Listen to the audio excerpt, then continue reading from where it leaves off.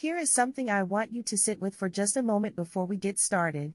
Right now, somewhere across this country, there is someone with a solid emergency fund, a growing retirement account, and a consistent investing habit, and they are lying awake at night convinced they are failing. They are scrolling through social media watching someone else show off a new kitchen renovation or brand new truck in the driveway, and they are thinking to themselves, what am I doing wrong? Why does everyone else seem so far ahead?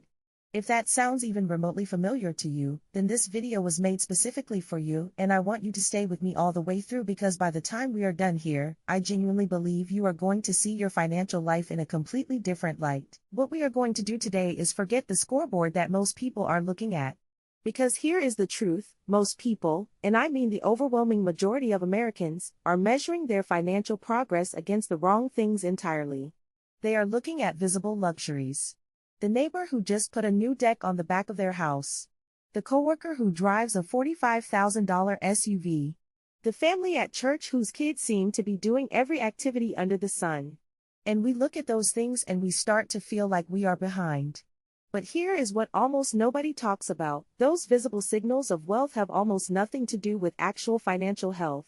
In fact, in many cases, they are the exact opposite of it. What we need to do is look at the real data, the kind that does not come with a bow on top or show up in an Instagram story, and when we do that, a very different picture starts to emerge. So today I am going to walk you through 3 specific, data-backed signs that you are doing significantly better than the average American. Not better than the person on YouTube who retired at 35 with $1 million. Not better than your wealthiest cousin. Better than the statistical average of real people living real lives in the real United States right now. And for a lot of you watching this, I think you're going to be surprised by what you find. Let's start with the first sign, and honestly, this one might be the most important of the 3, even though it sounds the most basic. Sign number 1, you have an emergency fund. I know. You have heard this 1,000 times.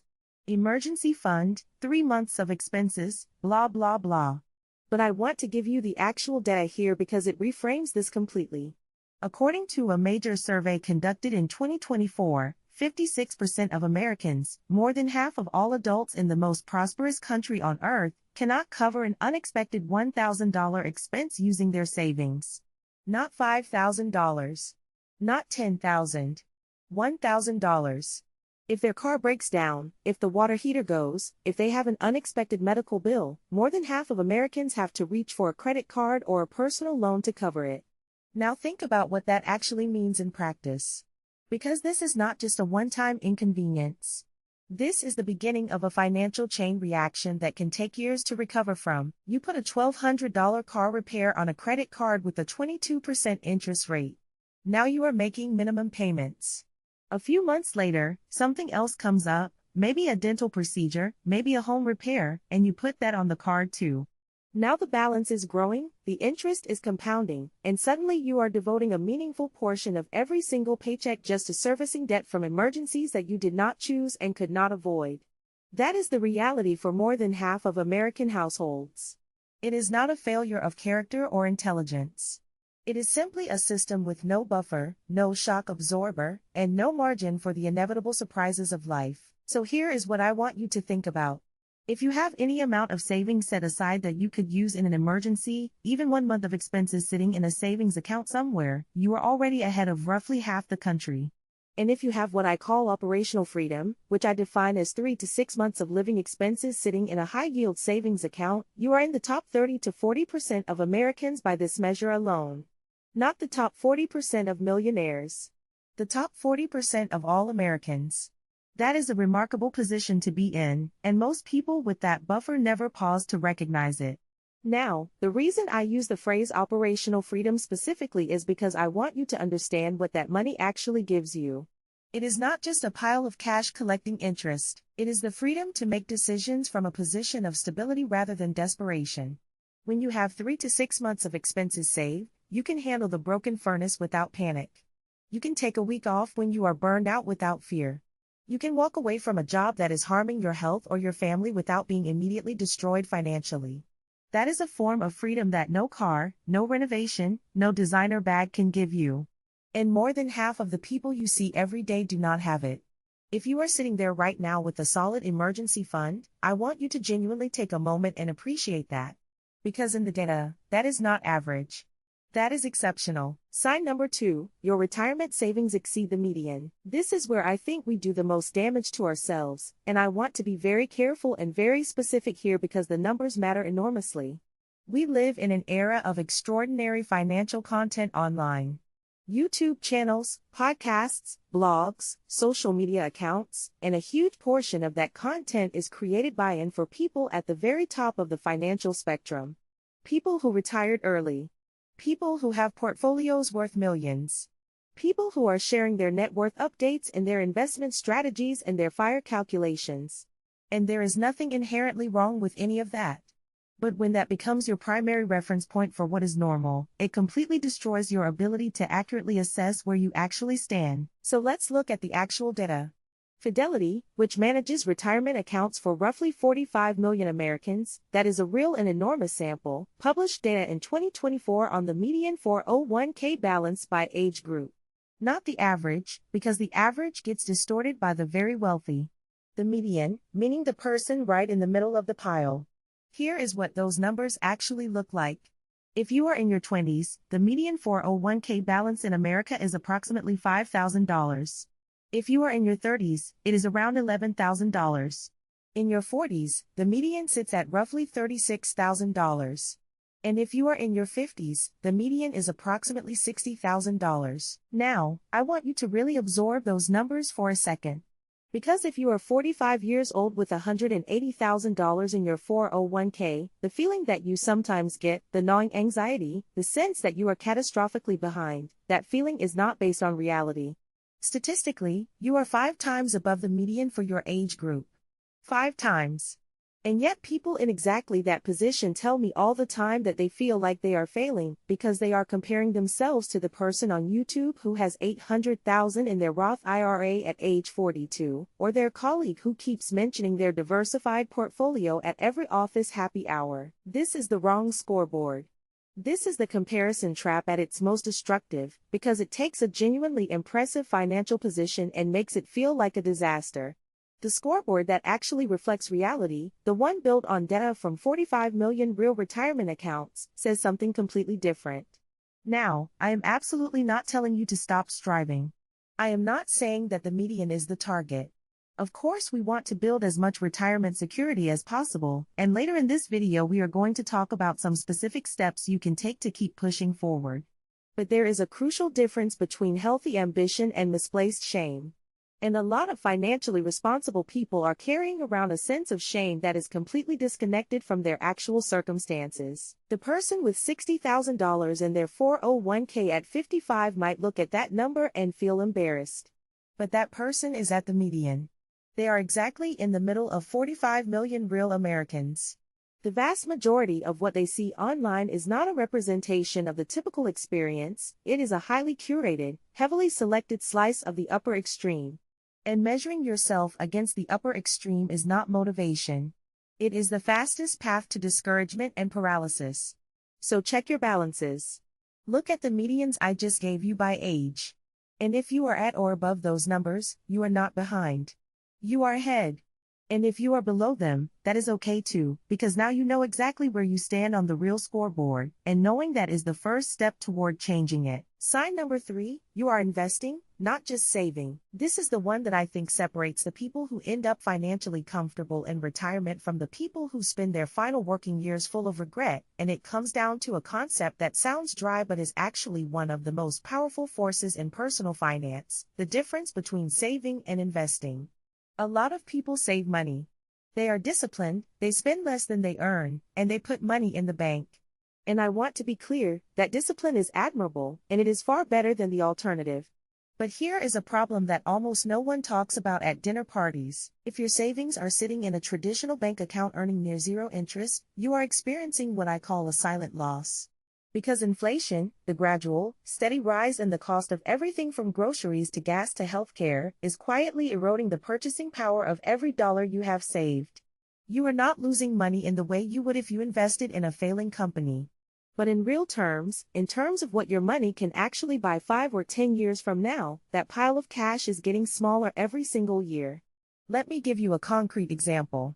If you have $50,000 sitting in a standard savings account earning essentially nothing, and inflation runs at even a modest rate over the next 30 years, that $50,000 will buy significantly less than it does today. Meanwhile, that same $50,000 invested in a broad S&P 500 index fund, following the historical average return of the market over long periods, could grow to something close to $1 million over that same 30-year window.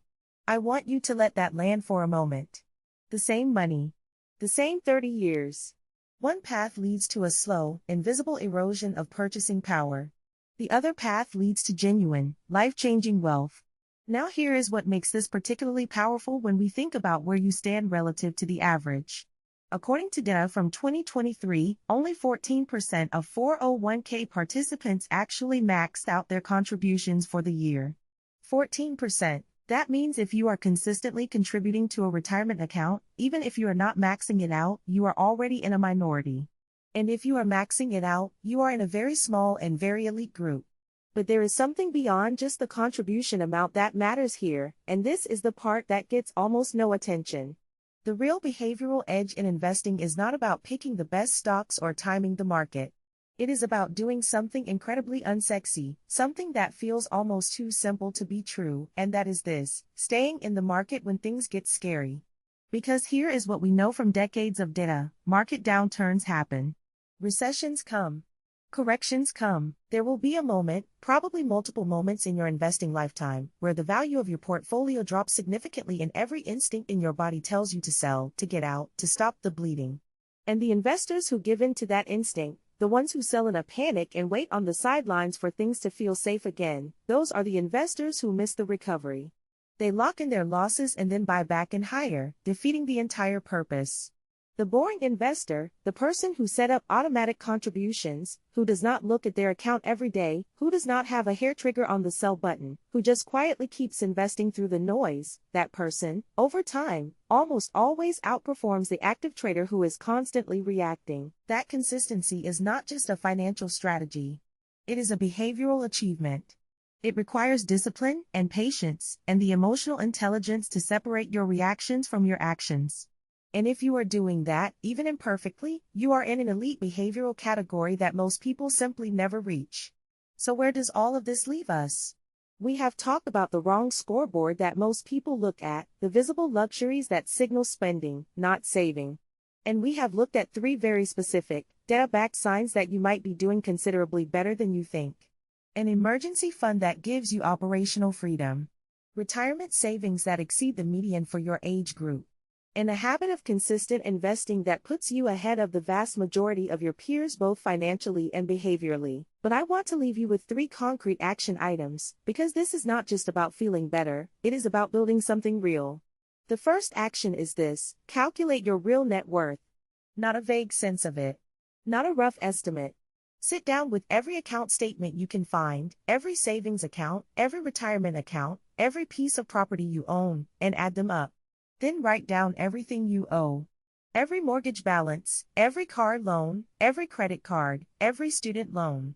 Subtract what you owe from what you own, and that number is your actual score. That is the real measure. Not your neighbor's truck.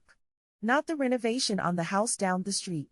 Your actual net worth is your score, and until you know it precisely, you are navigating without a map. The second action is about protecting everything you have built. If you do not yet have 3 months of living expenses sitting in a high-yield savings account, that needs to become your highest financial priority. Before extra retirement contributions. Before paying down debt aggressively. Before any other financial goal. Because without that buffer, every unexpected expense is a threat to your long-term plan. Every emergency becomes a derailment. The emergency fund is not a financial luxury, it is the foundation that protects every other financial decision you make. And the third action is perhaps the simplest and the most powerful: automate your investments, and then create distance between yourself and the sell button. Set up automatic contributions to your retirement accounts. Set up automatic transfers to your investment accounts. Make the default action doing nothing rather than reacting. Because the research is clear on this: systematic, consistent, automated investing almost always beats active, emotional trading over long-time horizons. The goal is not to remove your judgment entirely. It is to remove your panic. Put the system in place and then let time do what time does. Here is my final thought, and I want to say this with as much clarity as I can. The financial content you consume, this channel included, exists at a very specific and somewhat unusual place on the spectrum of financial experience. The people making and watching this kind of content are, by definition, more engaged with their finances than average. They are thinking about retirement. They are learning about investing. They are paying attention. That engagement itself puts you ahead of the curve. But it also means that the reference frame you absorb from financial media skews dramatically toward the high end. And if you are not careful, that skewed reference frame becomes the lens through which you judge your own very real, very legitimate, very meaningful progress. You are not competing with the person on YouTube who retired at 38. You are not competing with the colleague who talks about their portfolio at every opportunity. You are on a journey toward your own financial security, measured against real data, serving your own life and your own goals. And by the actual numbers, the survey data, the median balances, the participation rates, there is a very good chance that you are doing much better than you have allowed yourself to believe. So the next time you feel behind, I want you to come back to these 3 signs. Do you have an emergency fund? Are your retirement savings at or above the median for your age? Are you investing consistently rather than just saving? If the answer to any of those questions is yes, you are not behind the average American. You are ahead. You are doing something that the majority of people around you are not doing. And that is worth recognizing, worth celebrating, and worth building on. Keep going. The scoreboard that matters is the one you build for yourself.